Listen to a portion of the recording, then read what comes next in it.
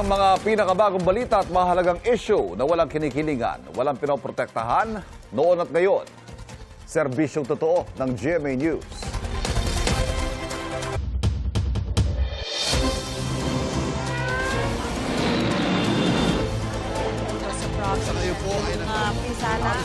Ang mga unang balita. Matinding baha ang naranasan sa ilang bahagi ng Rizal kasunod na malakas na buhos ng ulan na epekto ng hanging habagat. Sa Antipolo City, rumaragasa ang baha sa barangay Mambugan. Ilang estudyante ang natangay. Ayon sa uploader na isang guro, nahirapang umuwi ang maraming estudyante dahil hindi aniya maaga ang pagdedeklara ng class suspension. Ang ibang estudyante naman sumilong muna habang nagpapatila at naghihintay ng masasakyan. Rumagasa rin ang baha sa ilang subdivision, pati sa iba pang bahagi ng sumulong highway na nagdulot ng matinding traffic sa lugar.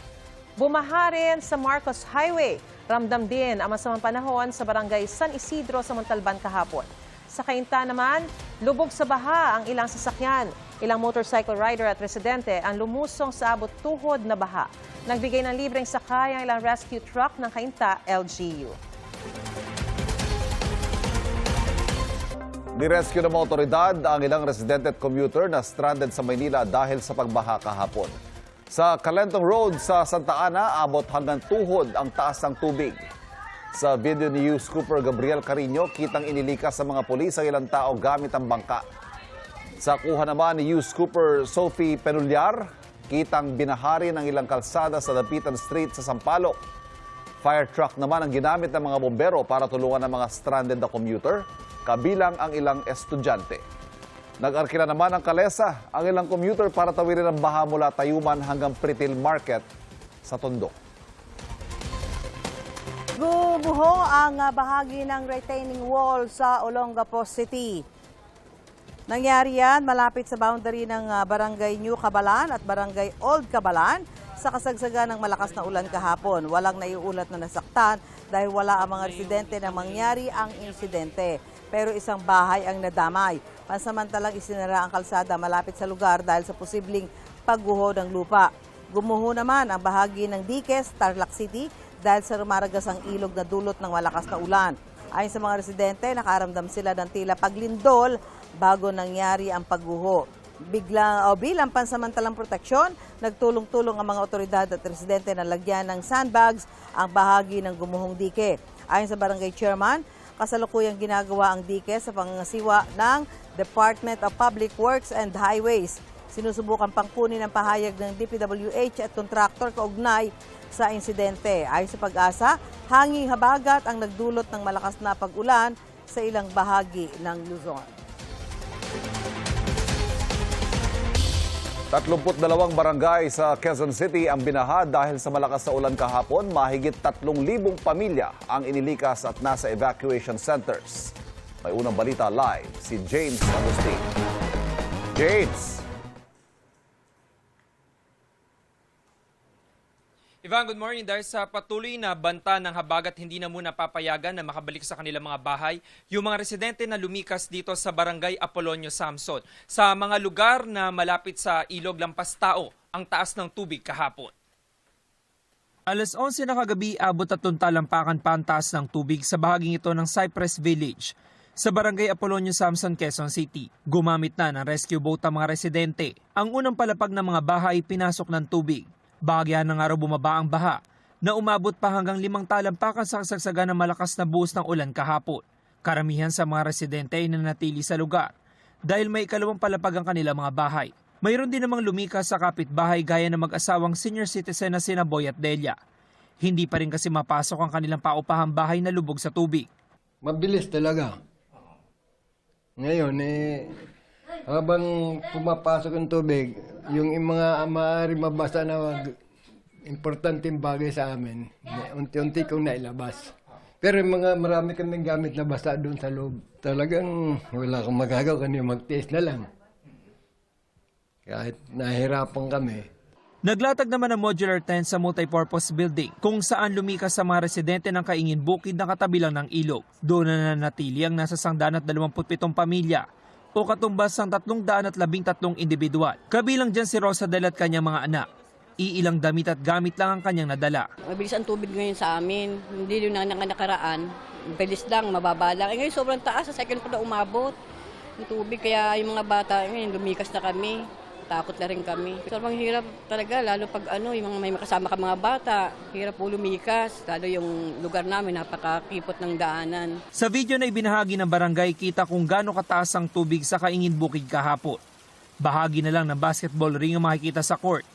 Nalubog sa lampas taong bahang maraming bahay. Ayon sa barangay, hindi na muna papayagan na makabalik ang mga residenteng lumikas dahil pa rin sa banta ng habagat.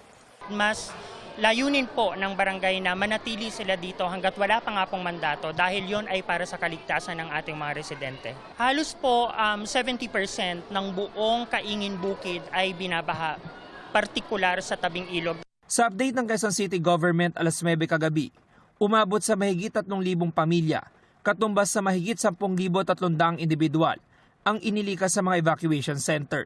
Mula sila sa 32 barangay na nakaranas ng pagbaha.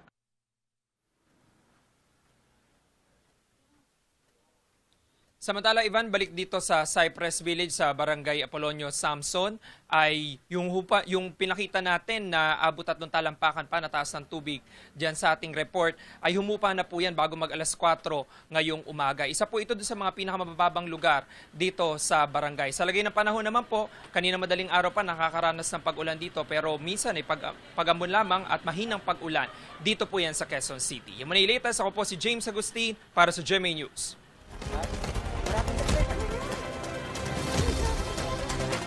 Bantay, presyo po tayo sa mga bilihin, lalo na mga gulay na nagmumula po dyan sa Benguet. Andito tayo ngayon sa Juliana Wet and Dry Market, kung saan dito yung bagsakan ng mga gulay galing sa Benguet. Yan, nakikita nyo ito mga carrots, repolyo, pechay, sayote, at maging yung mga sibuyas at mga bawang. Ayan, so andito, bulto-bulto, ika nga ang bagsak ho dito ng mga gulay. At ngayon naman kahit pa masama ang panahon, kasi kanina pa malakas yung buhos dahil nga nasa ilalim ng orange rainfall warning. Metro Manila, malakas ho yung buhos ng ulan. Pero kaya nakita nyo yung mga andito mga kapuso natin namimili, mga nakakapote dahil malakas ho yung buhos ng ulan. Eto muna ho yung presyo ng mga bilihin dito. Ang carrots po ay dati 28 to 50 pesos per kilo. Ngayon po ay 28 hanggang 55. Ang pechay Baguio medyo tumaas din po mula dating 17 hanggang 37. Ngayon po ay umaabot ng 47 hanggang 50 pesos. Ang nanatili ho yung presyo, yung repolyo. Repolyo, madali kasi mabulok yan 28 pesos per kilo. Ang sayote, bumaba din. Dati 11 hanggang 30 pesos. Ngayon po ay 8 to 19 pesos per kilo. At ang labanos na dati ay umaabot hanggang 72 pesos, medyo tumaas din ho. Umaabot ngayon sa 84 pesos per kilo. Alamin mo natin sa ilang mga namimili dito ng mga kapuso natin. Ay, kumusta? Ano ba yung pinapamili nyo? Pangkain, pambenta? Pangbenta po. Pambenta? Dito kayo talaga namimili? Oh, dito talaga. Okay. So ngayon, kumusta ho yung presyo ng mga binibili nyo dati? Tumaas. Tumaas? Ano yung mga madalas yung bilhin? Kangkong. Kangkong? Oh, ito mga repolyo? Ito rin, repolyo. Okay. Tumaas din to. Dati ano lang to 200 lang Oo. 250. Ngayon, 400 na daw itong green. Ay, yung isang ganyan? Oh, ito, Isang buhat? 350 na. Usually, isang kilo ba yan? Ilang kilo yan? 10 kilo po yan.